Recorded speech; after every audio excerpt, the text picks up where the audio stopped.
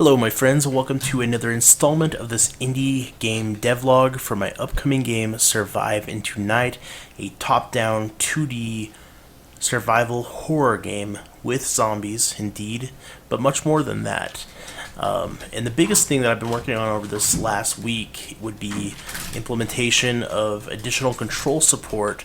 After releasing the game on itch.io, I've had a number of people state that they would like to also see keyboard and mouse controls as well as the gamepad controller support.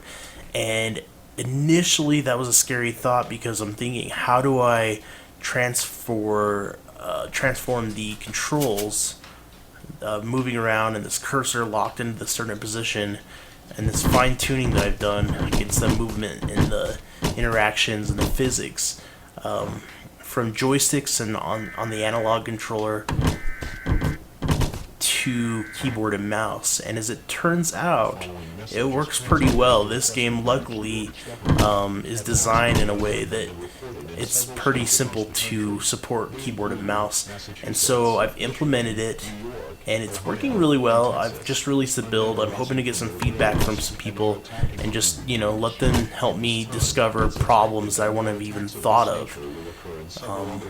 But I think this is an important step, especially before thinking about releasing on Steam and other PC platforms, that I'm able to support the gamers out there that want to play with keyboard and mouse.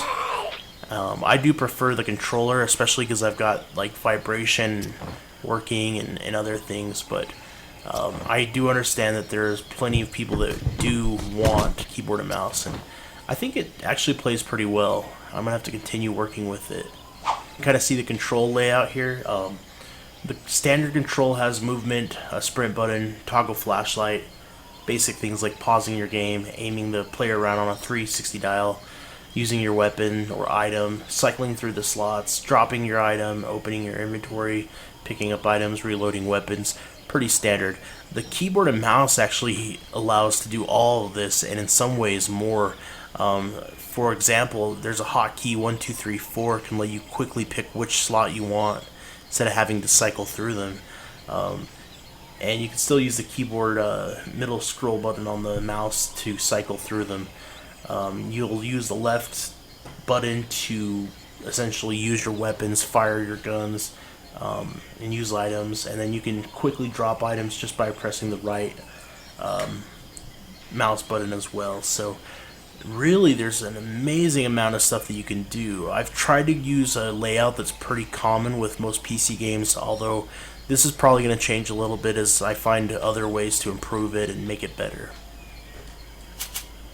Now the other big thing that you guys need to see in this most recent update is that I've added screen shake. And you may not think that is much, but I've got to tell you, it makes this game feel so much, just especially when you fire on the controller and you feel that haptic feedback of the vibration, and then you see the screen just subtly shake. It really makes it feel like the shotgun is kicking.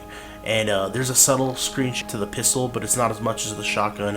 And then when you shoot like the machine gun, it's just like, yeah, it's grand.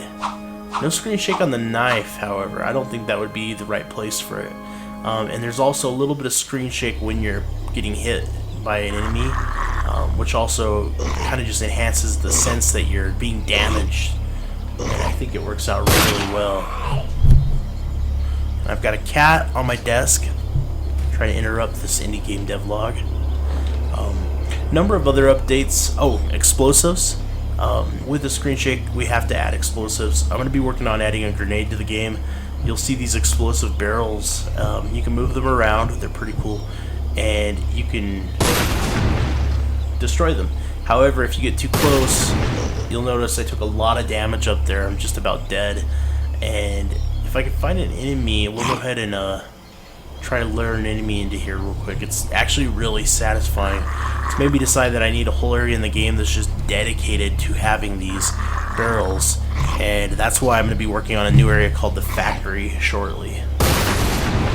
And like that, we took those zombies out with no problem.